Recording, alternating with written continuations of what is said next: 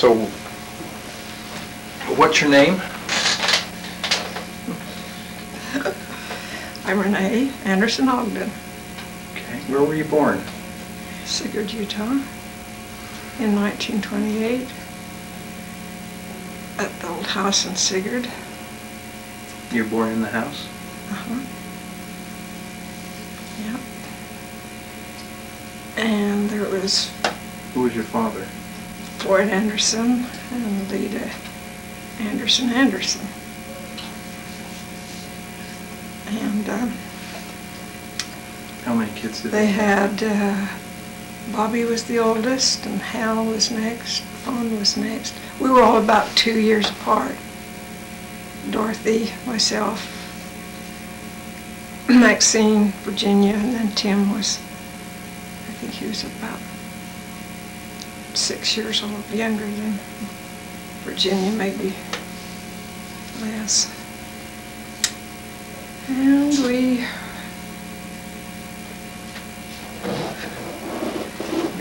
You're making too much noise. Well, I don't know. Patrick, we had to... Tell me about your father. Work hard. He was a real kind, good-natured man. He come from, I think there were 6 boys in Dad's family, no girls. And he was just kind of in the middle, but he was always happy-go-lucky. Didn't seem like he worried or had anything but Mother done that. She had to do all the disciplining and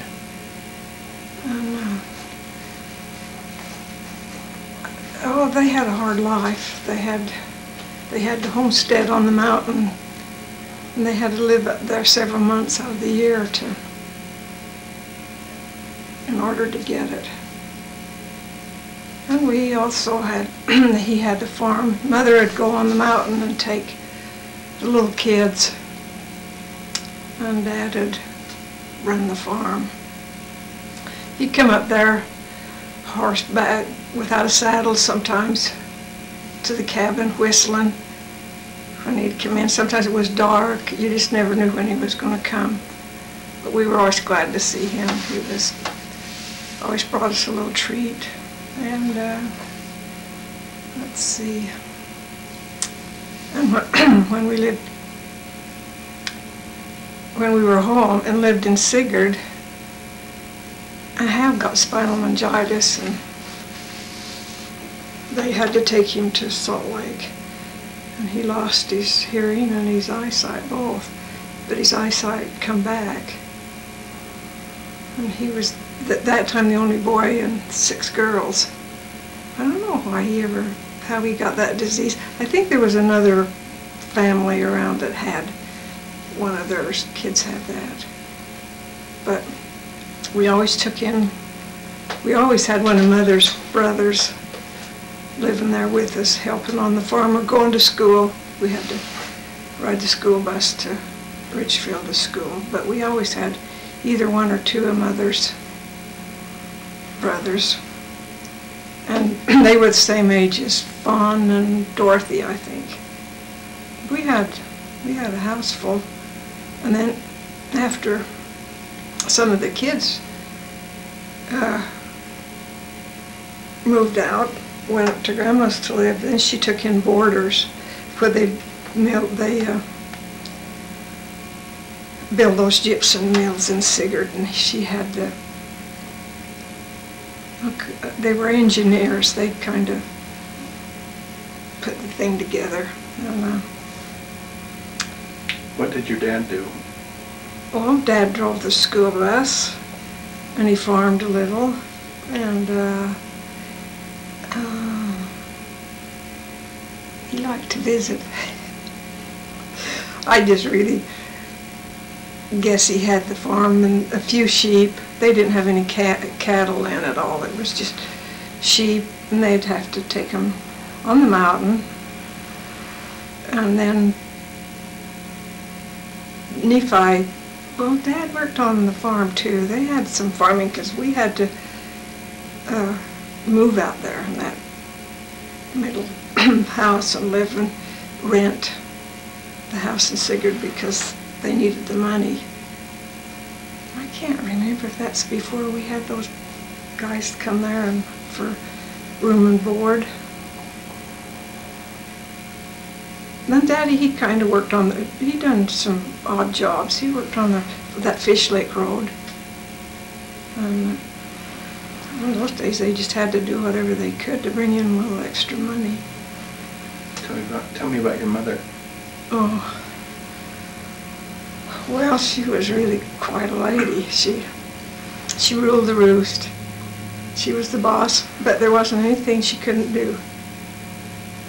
And if she told us to do something, we done it. There was not, you know, in a minute or stuff like you get now. You got up and done it.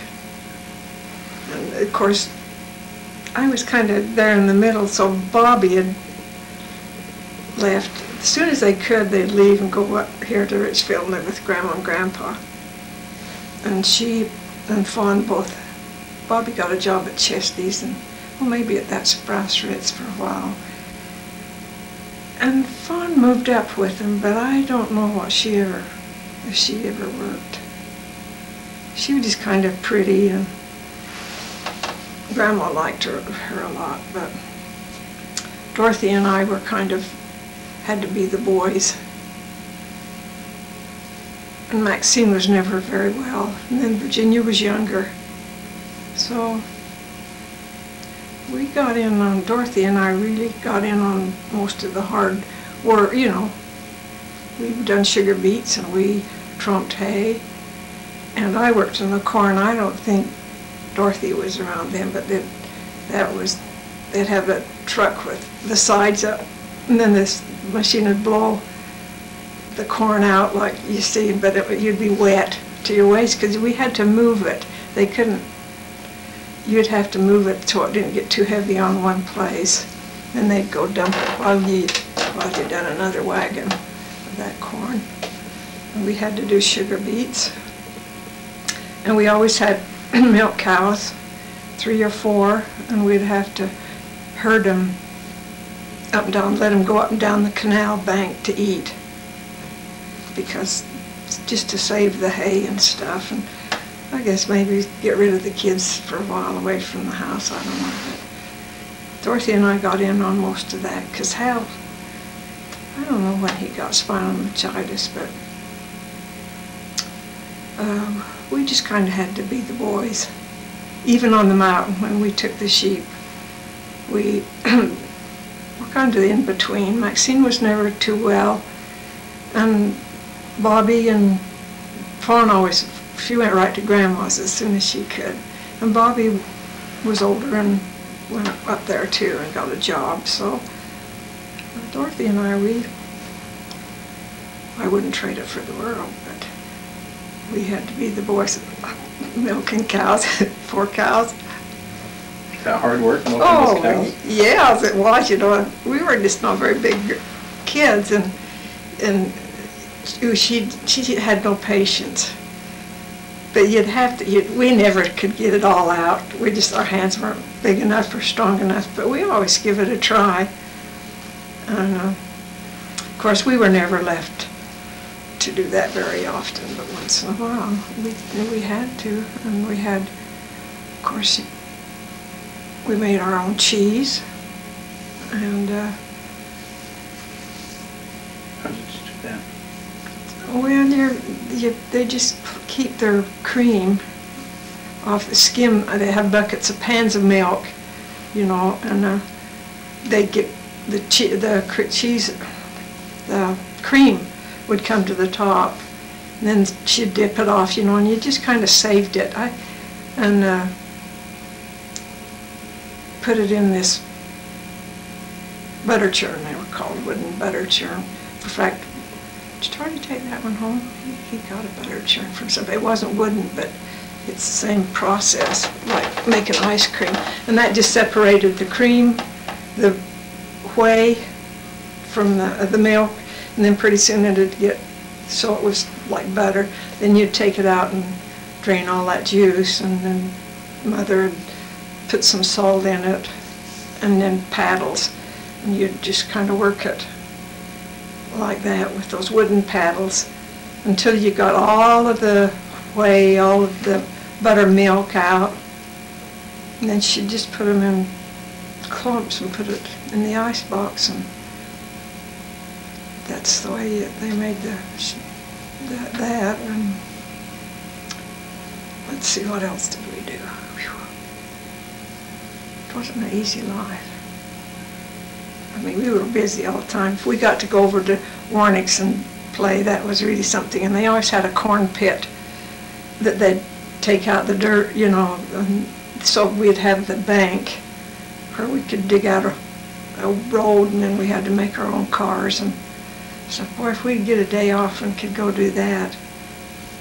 But we also learned how to make dolls out of corn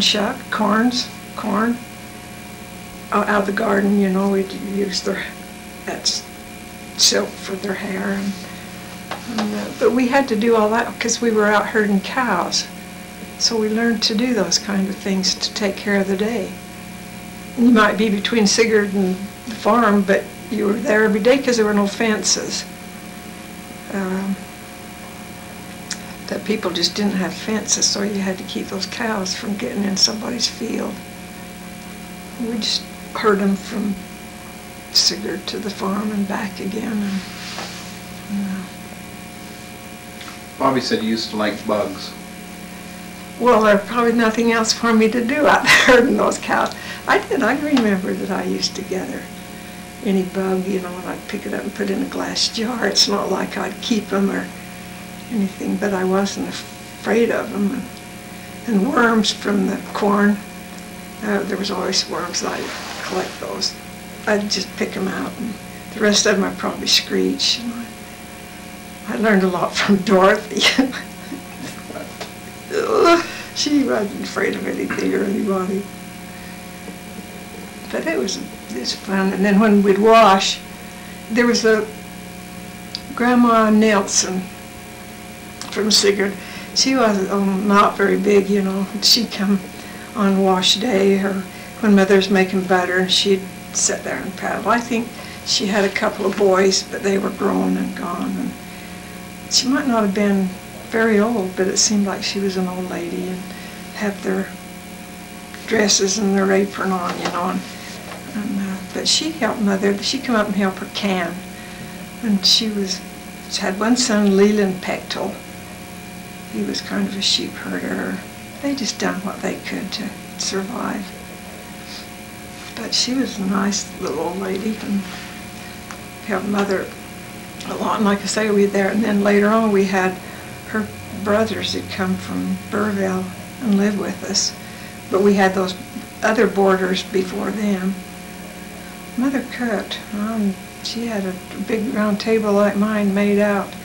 Every night when we come from school, we'd have dishes to do on that. And then there was a kitchen and a table in there, but it had 2 rock pulleys, but you could prop them up with arms comes out, you know.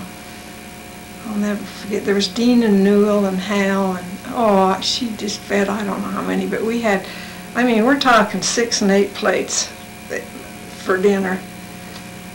And one of them leaned on the table, you know, like this, and that leaf went, and everything was linoleum. And those plates went across out the kitchen. Every kid in the house disappeared. I can't remember I guess it broke some, but you know, they were just really something to have.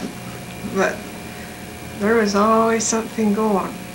All the time there was people out. All her relatives would stop in from Cashurum and Burville and Glenwood, but she was a good cook.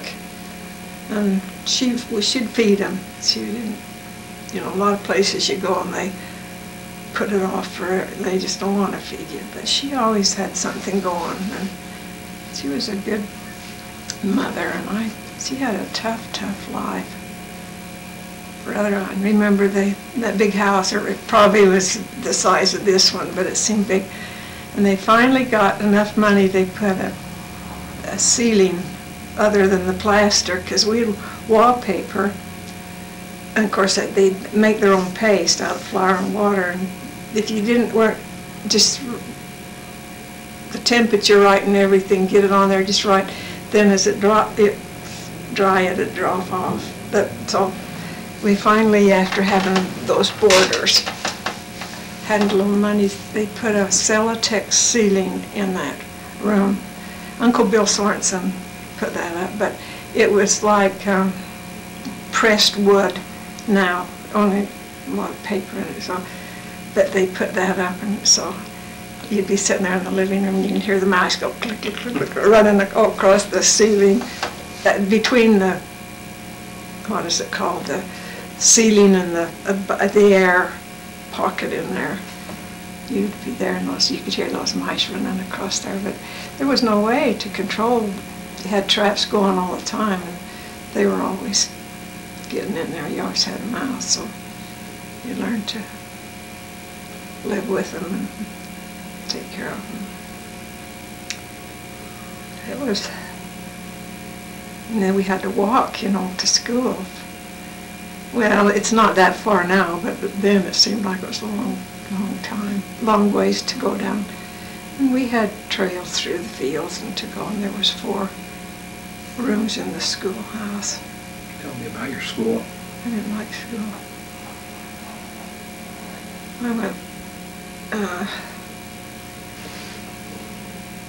The teachers, we rented 2 bedrooms to a couple of teachers. What was their name? And they had just boarding room, they'd done that so much then. But I was just a slow learner. Now they have a way to take care of all that, but then it was just hard for me, and